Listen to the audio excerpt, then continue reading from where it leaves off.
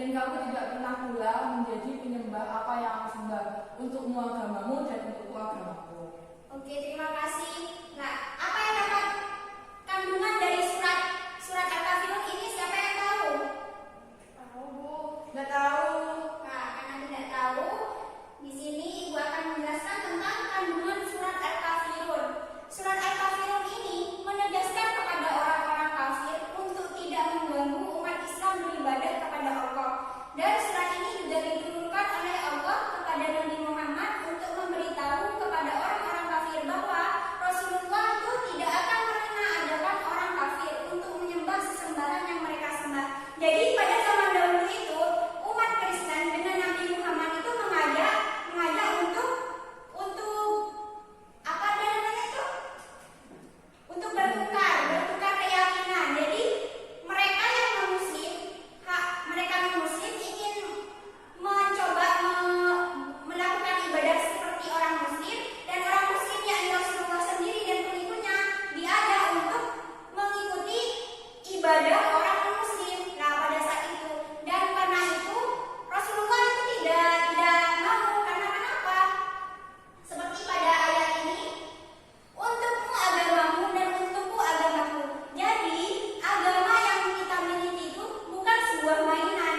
Jadi misal ada orang yang menawarkan apapun itu, baik itu uang, harta yang ada di dunia ini, jika ingin mengajak bertukar, entah sehari ataupun sedetik, kita itu tidak boleh mau.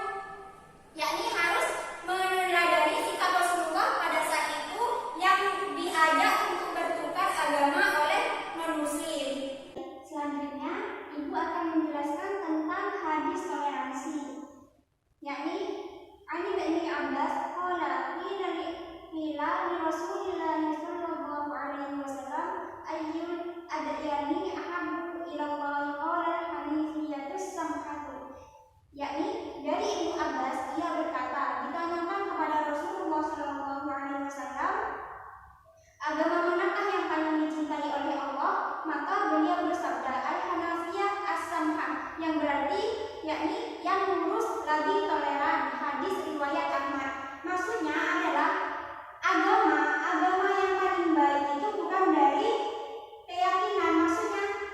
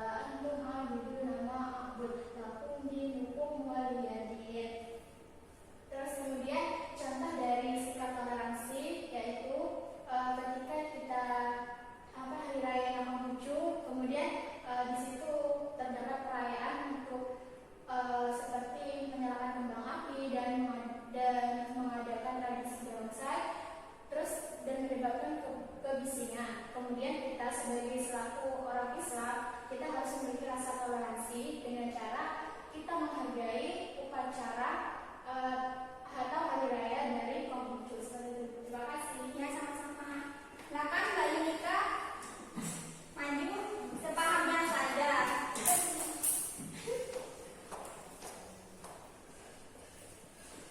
Baik, di sini saya akan sedikit menjelaskan mengenai apa sih yang dimaksud dengan toleransi.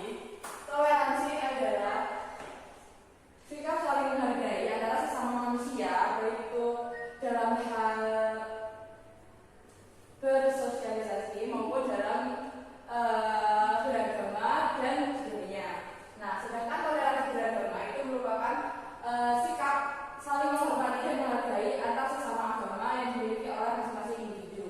Nah, terus ada pun dari toleransi yakni surat Al-Kafirun ayat 1 sampai 6 yang mana berbunyi Bismillahirrahmanirrahim. Qul ya ayyuhal kafirun la a'budu ma ta'budun wa la antum a'buduna ma a'budu wa la ana a'budu ma a'badtum wa la antum a'buduna ma a'budu lakum dinukum waliyadin. Yang mana dalam ayat itu ditegaskan bahwasanya untukmu agamamu dan untukku agamaku. Jadi kita sebagai umat muslim tidak boleh kayak mempermainkan agama untuk dijadikan bahan apa ya, bercanda gitu ya, ya dibuat mainan gitu. Jadi harus menghormati agama dari masing-masing.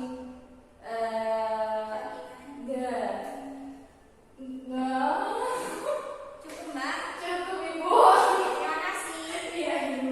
Oke, alhamdulillah ternyata paham apa yang dijelaskan oleh Ibu dan juga hafal dengan surat Al-Kafirun tersebut. Sekarang Ibu akan memberikan satu pertanyaan untuk masing-masing anak. Gini, misalkan pada saat acara perayaan makan-makan orang umat Kristen, kita diajak untuk makan bersama. Di situ ada makanan, berbagai makanan, entah halal entah haram, itu dicampur lah. Saat hari Natal biasanya kan mengundang, umat muslim kan juga diundang. Bagaimana sikap kita jika kita diundang kepada hari raya perayaan Natal tersebut? Kita harus mengucapkan selamat hari raya Natal dan ikut memakan makanan entah halal haram tersebut, atau tidak mengucapkan sama sekali tapi datang kepada undangan tersebut. Silakan Mbak Laila. Kalau menurut saya, Bu, sebaiknya mengucapkan selamat hari raya Natal untuk menghormati atau bersikap toleransi, tetapi sebaiknya kita menghindari jamuan makan yang diundang oleh umat Kristen atau tetangga kita yang beragama Kristen, karena kita tidak tahu apakah dia itu memasaknya dengan cara yang halal atau yang haram. Oke, Mbak Yunika gimana? Baik, saya rasa saya setuju dengan pernyataan dari Mbak Laila tadi kan mengenai memberi penghormatan terhadap agama atau keyakinan lain dengan cara mengucapkan saja tanpa ikut serta dalam kegiatan makan-makan kayak gitu. Soalnya takut jaga-jaga gitu, makanan yang dimasak itu bukan diolah dengan cara yang halal. Oke, baik, terima kasih. Nah, karena tadi sudah menjawab pertanyaan dari Ibu, sekarang Ibu beri kesempatan untuk Mbak Laila buat satu pertanyaan mengenai materi toleransi beragama, dan Mbak Yunika juga buat satu pertanyaan mengenai toleransi beragama. Nanti satu pertanyaan yang dibuat oleh Mbak Laila dijawab oleh Mbak Yunika, dan nanti pertanyaan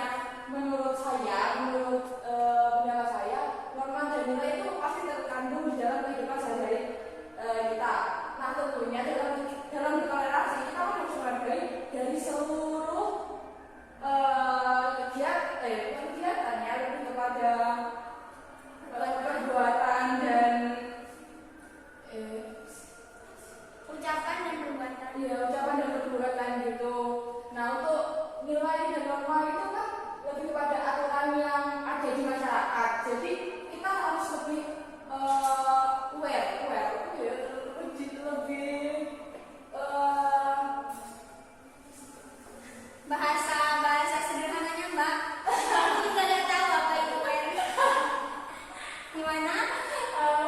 Pastinya pasti di dalam toleransi itu pasti termuat norma dan nilai. Lanjut.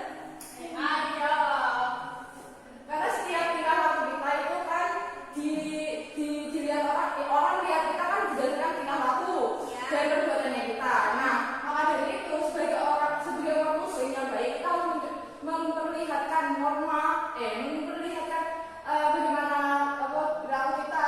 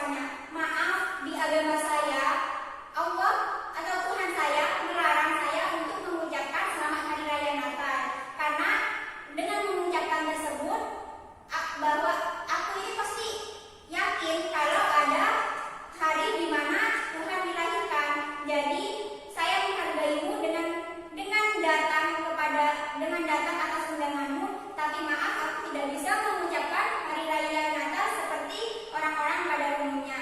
Bagaimana